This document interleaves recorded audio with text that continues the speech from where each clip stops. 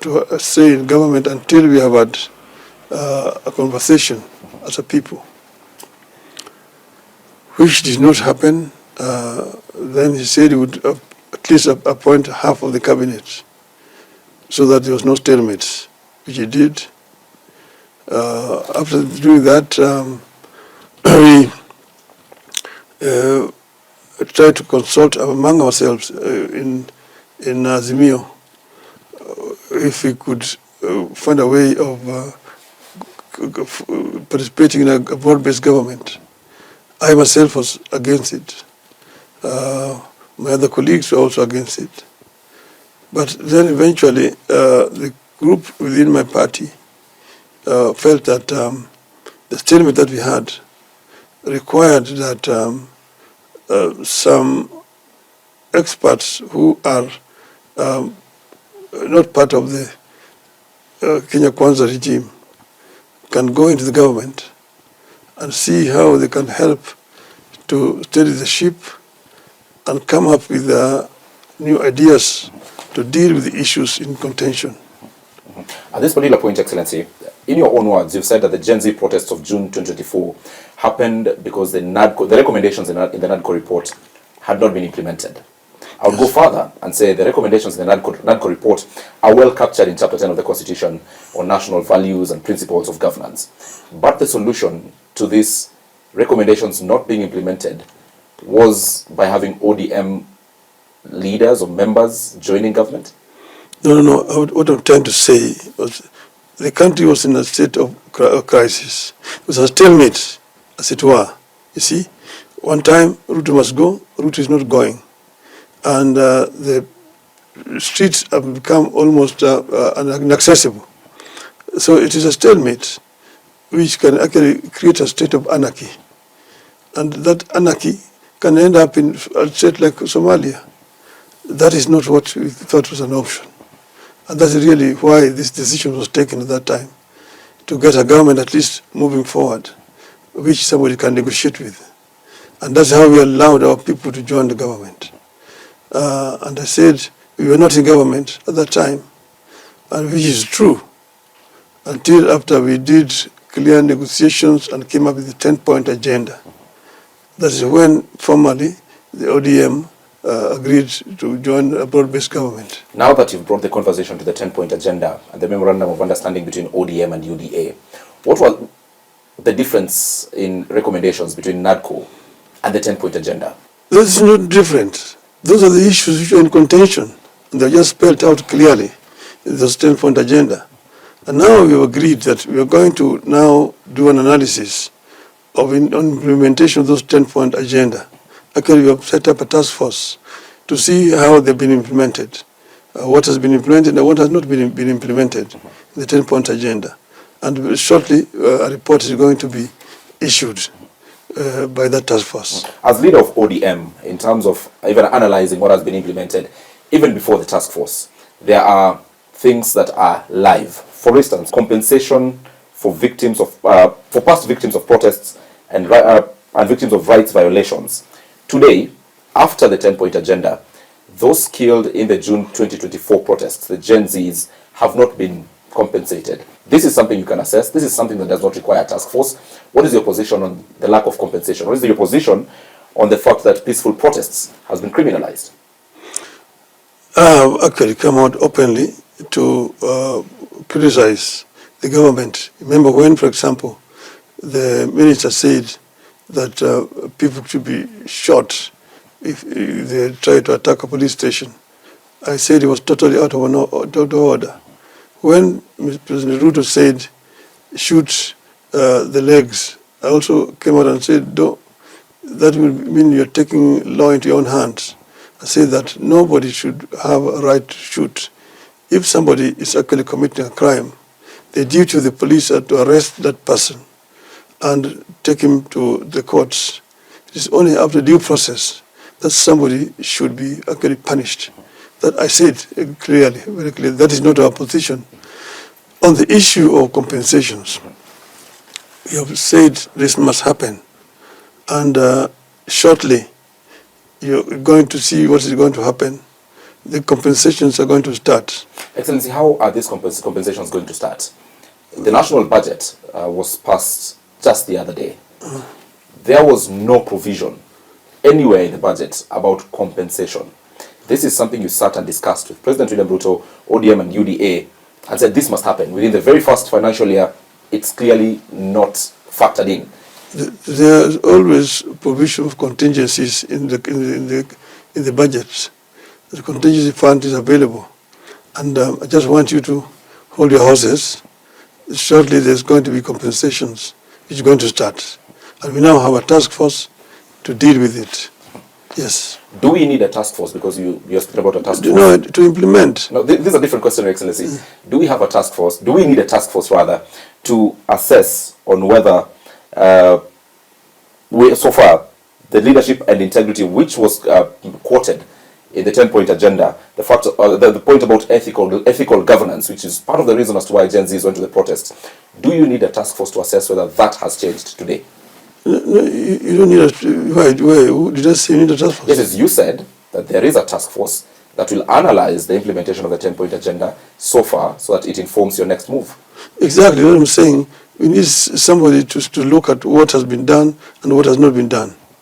That is for our internal consumption. It's not for the public. We just have it, and we have not even announced it. But we have. I'm just telling you that we have a task force doing that for our own purposes. And we will soon give you an account of what has been implemented and what has not been implemented. Again, I take you back to picking Raila Odinga's position on abductions and killings. Abductions and killings happened in June 2024. Abductions and killings happened in the Azimio protest of 2023. Abductions and killings are happening today after the 10-point agenda in violation of the 10-point agenda. Which is a red line for Raila Odinga and ODM? You see, this is not just Raila Odinga. This is the issue of ODM as a party. And we just had a National Executive Committee meeting last week, in which we took a position on those issues, which I'm not going to divulge right now. But we as a party have our positions on this. There's a red line, which of course, if it crosses, we will take a decision. But at the moment, I just want to tell you that some of those issues are being implemented. Some have not been implemented. And we will give our position and say, if this and that is not done, we will have the option to do A, B, C, D, because that is also provided for in the MOU. As we speak, the Kenya National Commission on Human Rights records that 38 lives that were lost in the Saba Saba protests alone. There were the June 25th protests as well, 2025, lives lost. The dignity of human life, the point of extrajudicial killings was spoken about in the 10-point agenda. That's why I'm asking, then, what number will get us to this red line? Because you said there is a red line. You see, on the issue of Saba Saba, we were actually commemorating Saba Saba. And I came out clearly and said I was going to go to Kamkunji to commemorate Saba Saba. Because Saba Saba was about Kamkunji. It was not about just general demonstrations countrywide. Okay? And I said I would go to Kamkunji. Unfortunately, other people actually took actions elsewhere differently. And the situation actually became almost uncontrollable. You remember, I was not even able to go to Kamkunji because the streets were closed by the government. And Sabasaba was about going to Kamkunji to ask the people of Kenya if the country is ready for multipartyism. Your Excellency, you are contradicting yourself when you say Sabasaba was about Kamkunji. This is why I say so. On 4th July 2023, these are 3 days to Sabasaba of 2023. This is what you said. You were at the SKM Command Center and you said that the only weapon that we have, this is direct quote, the only weapon that we have in our land is our sovereign power to picket, to protest, to boycott, and to embark on civil disobedience. We begin this on Friday, July the 7th. You went further to say that I want we invite all our people to prepare to join the Kamukunji in Nairobi and in different other places across the country on Friday. I want to repeat that it is not just in Nairobi, even other centers across the country. July 4th, 2023. 2 years down the line, what has changed? But that is very specific. I said Kamkunji and also in the other centers. In other words, people, wherever they are going to say, this is where we are going to go. This is where we are going to picket. So it must be specific. You must say clearly that we are going to go to this particular place to picket. If you're saying in Nairobi, we say we are going to Kamkunji. That's the only place. So it's not going to be in Kawangware, it's not going to be in Woodley, it's not going to be in Mkurupanjenga or anywhere. It's a specific place. And that is where we have the police to be. The people of Kenya who were taking part in the protest said they would do Sabasaba or take part in the protest, not at Kamkunji, but they said the specific places, Nairobi CBD, and they listed different other places which they were to occupy. Was there anything wrong with that? Yes, I was just saying, CBD, you go to CBD, basically, you are going to cause a lot of destruction to the business of CBD. That's why even ourselves, when we were with Charles Rubia and Kenneth Matiba, we said we'll go to Kamkunji grounds, where we're going to talk to the people of Kenya and ask them if they are ready for multipartyism or not. So it was a very specific agenda. This is what I'm trying to say. There's nothing different. We're saying that if we are going to do demonstrations, we don't want the other people whose businesses are private to be affected. We want to go and make a point so that the government listens to what we're trying to say. This is what it is. So, and this is how it happened all over the world. It's not just in Kenya. It's not just in Kenya. Let me take you back again to your speech, this particular Saba Saba, where you said you tried to differentiate what Saba Saba then was and what Saba Saba today appeared to be. And I'm simply quoting. And you said it was not about one group against the other or one part of the country against the other. Is this what you think this particular protest was about? One group against the rest of Kenya? No. You see, Saba, we had a definite objective. You see, the definite objective at that time was we had the issue of multipartyism. Now people are commemorating Saba Saba because they have other issues, but it is actually the same objective. In other words, you are trying to address the government on issues which are affecting the people at that period of time. Here, for example, people are talking about the cost of living. They're talking about unemployment. They're talking about corruption. These are issues which are actually affecting society.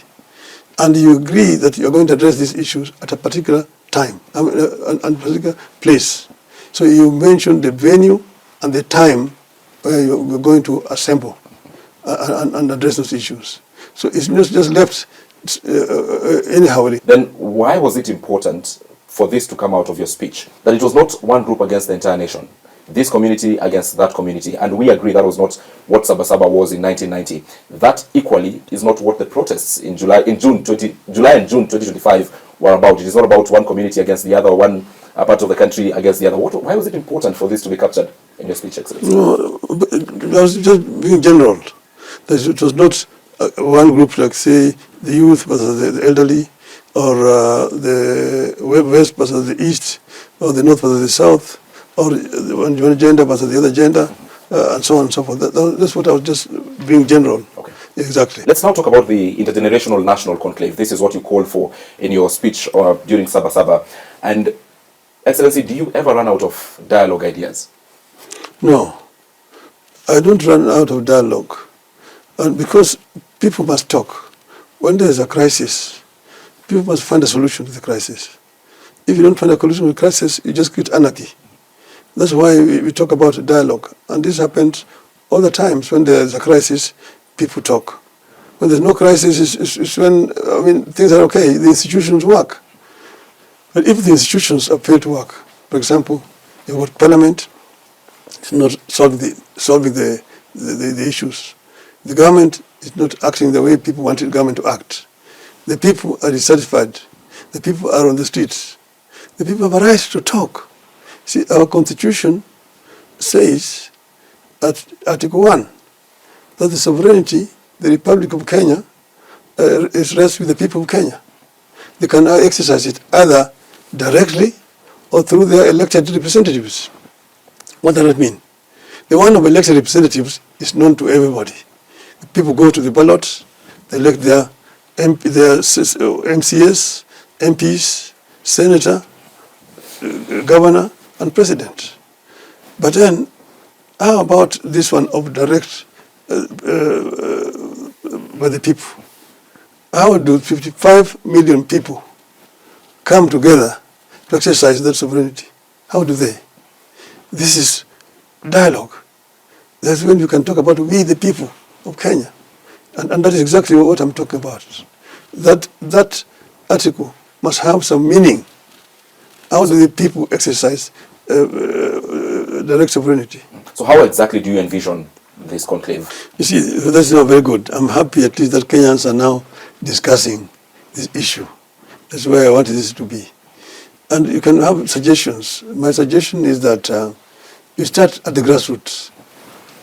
Grassroots here at the polling station, where everybody has the right to assemble.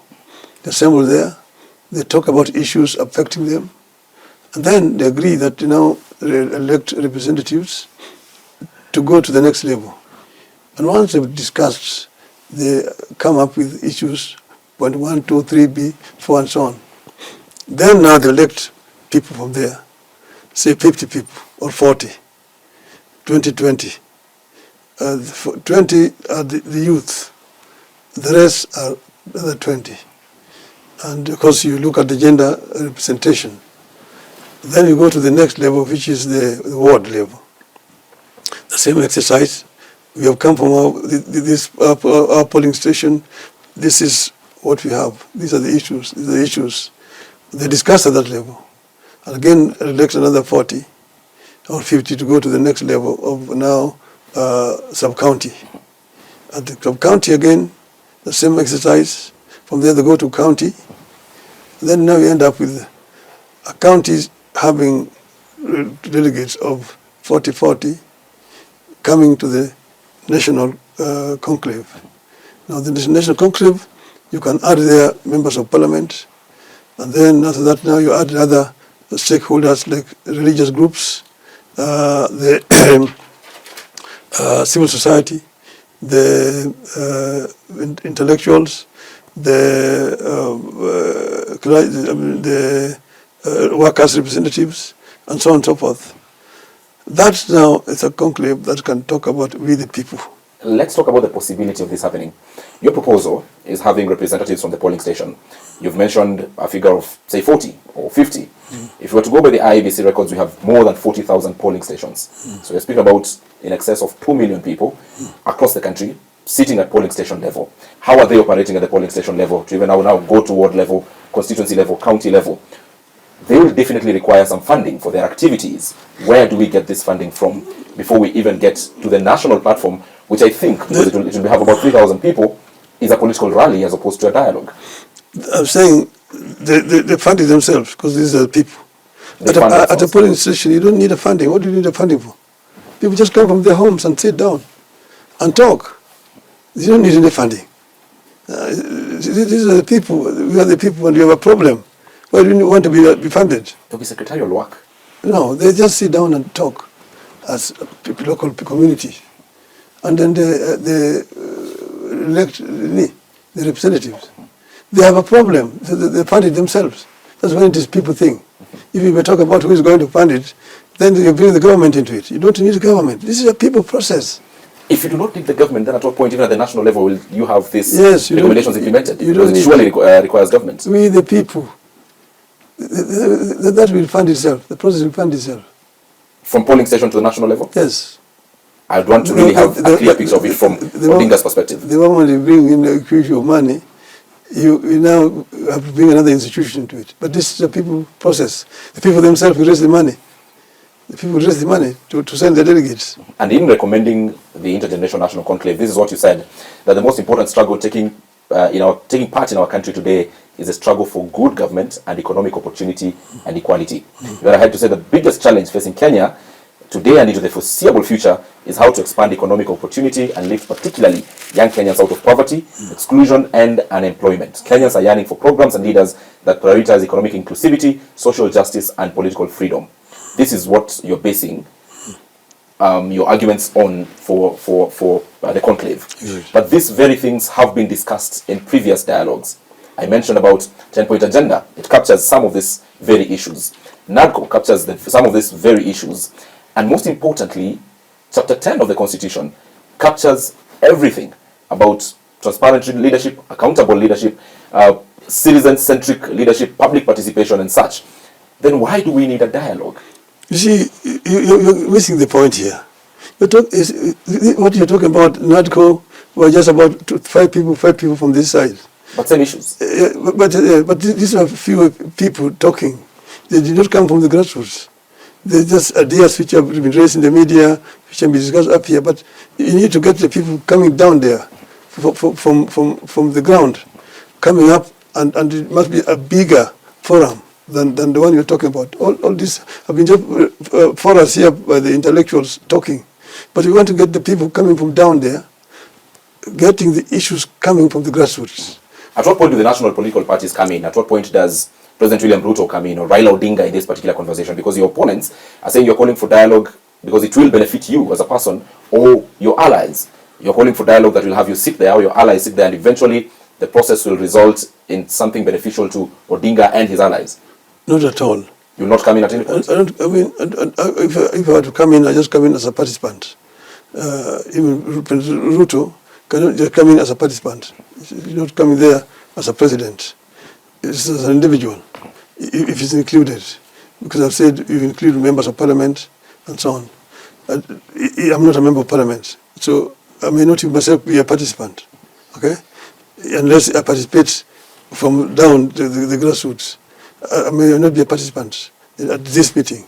So this is not intended to help Raila or Ruto. This is basically a Kenyan process, a people's process. And this will help us deal with the crisis that we're having today. These probably issues will not be just solved by Ruto going home. Are you running for presidency in 2027? I have not said. I have not said that I'm running. And in my view, even if we are in 2025, it's too early for anybody to talk about 2027. Yeah. So what is the end game then with this working relationship with President William Ruto? We have said that we are in the broad-based government after 2027, but we have not said that we are going to stick with work with order beyond 2027. Those are issues that we'll discuss at the appropriate time. Well, you've not said whether you're going to run for president or not, but those who are interested in running for presidency have already declared their bid. For instance, former Chief Justice David Maraga has already thrown his hat in the ring. So what is your plan? It's 2 years to the election. You must be having a plan, Your Excellency. No, I don't have to run for presidency. I can support somebody else, but I can also run if I wanted to run. I have not made a decision because I don't think it is time to make a decision. At the moment, I'm more content in trying to organize my party, ODM, to be strong as a political party, so that if they want me to run, they will decide if they want somebody else to run, or if they want to support somebody else. That will be the decision they will make at an appropriate time. Some of your troops are already speaking about supporting William Ruto. They are speaking about it. Those are the individuals. That is their decision as individuals, and they're entitled to it. Kalonzo Musyoka. I'm very particular about him because he's a gentleman who is on record or has gone to support you 3 times. He wants to be president. Should he expect your support? Sure. Me and Steve we are friends. We share a number of issues, and we ran together. I've got a lot of respect for Kalonzo Musyoka. He has not asked me for my support. When the time comes, we will discuss and see who is capable of running. And that will be not just me and Kalonzo, or me and whoever you want to talk about, me and Ruto, or me and Gachagua, for that matter.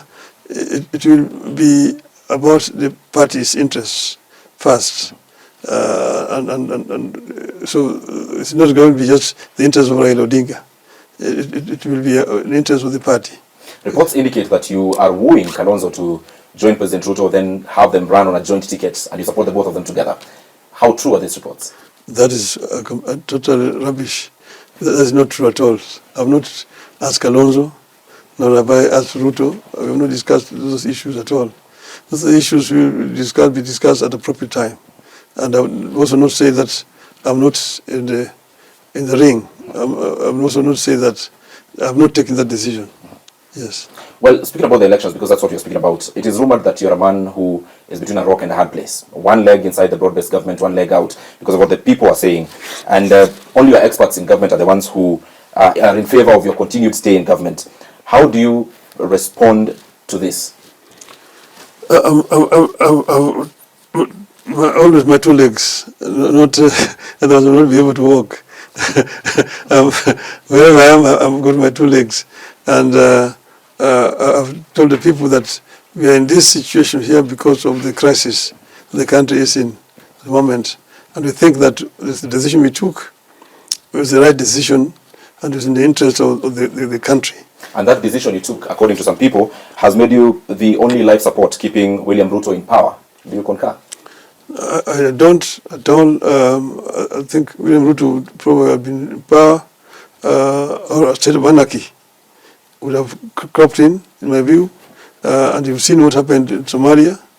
Once a country slips into that state, it takes a long time to get it back. A good percentage right now of your fan base feels that you're becoming a turncoat. That what now your legacy is, or what you'll be remembered for, is not standing for truth, but for compromising and shaking hands with those you once opposed and softening the opposition's role. How do you feel knowing that this is what a section of Kenyans view as your current legacy? This is very true. There's a lot of propaganda. You see, with Moi, we managed to tame Moi and eventually managed to start the constitutional review process. So it was an achievement. It was an achievement. It was not a compromise, because we all the times had our eyes on the ball. And Moi was going out at that time. And the only way to do was to get him to agree so that we could start the process of constitutional review. With Kibaki, the country was in turmoil. Many people had died, and it was not me. The international community came here and brought Kofi Annan to broker mediation.